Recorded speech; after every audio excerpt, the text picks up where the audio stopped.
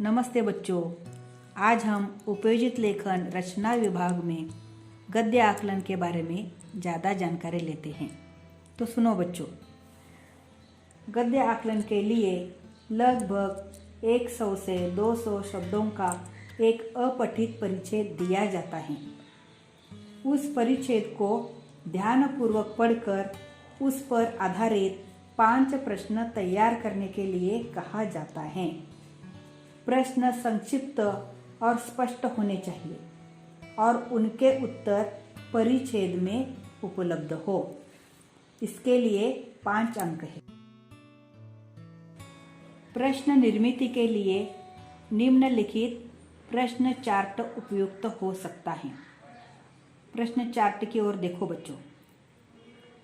गद्य आकलन में प्रश्न निर्मिति कौशल में प्रश्न तैयार करते समय कौन, क्या, कब, कहाँ, क्यों, कैसे, कौन सा, किसका, कितना, किस मात्रा में, कहाँ तक, कितने काल तक, कब तक, इस प्रकार प्रश्नवाचक शब्द होने चाहिए और वाक्य पूर्ण होते ही अंत में प्रश्नवाचक चिन्ह होना चाहिए।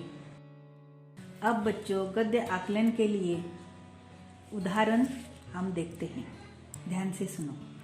निम्नलिखित परिच्छेद पढ़कर ऐसे 5 प्रश्न तैयार कीजिए जिनके उत्तर परिच्छेद में एक एक वाक्य में हो। पहले मैं परिच्छेद पढ़ती हूँ, ध्यान से सुनो बच्चों। पुस्तक का मानव जीवन में बहुत महत्व है। मानव ने सर्वप्रथम पुस्तक का आरंभ अपने अनुभूत ज्ञान को विस्मृति से बचाने के लिए किया था। विकास के आदिकाल में पत्ते, ताड़पत्र, ताम्रपत्र आदि साधन इस ज्ञान संग्रह के सहायक रहे हैं। ऐसा पुस्तक का इतिहास स्वयं बताता है। पुस्तकें मानव को अपना अनुभव विस्तृत करने में सहायक होती हैं।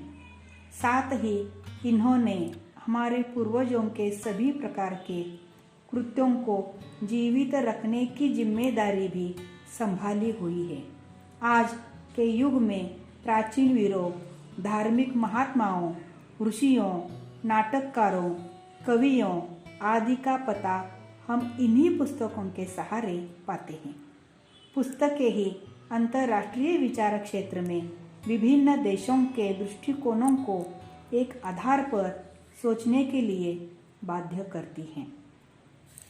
अब बच्चों, इस परिच्छेद के आधार पर किस प्रकार प्रश्न तैयार करना है, सुनो।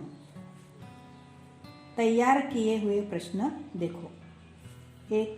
मानव ने पुस्तक का आरंभ किस लिए किया था? 2. पुस्तकें मानव की किस तरह सहायक हैं? 3. पुस्तकों से हमें किनकी जानकारी मिलती है? 4.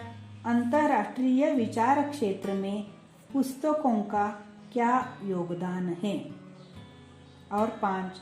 उपर्युक्त गद्य खंड के लिए उचित शीर्षक दीजिए।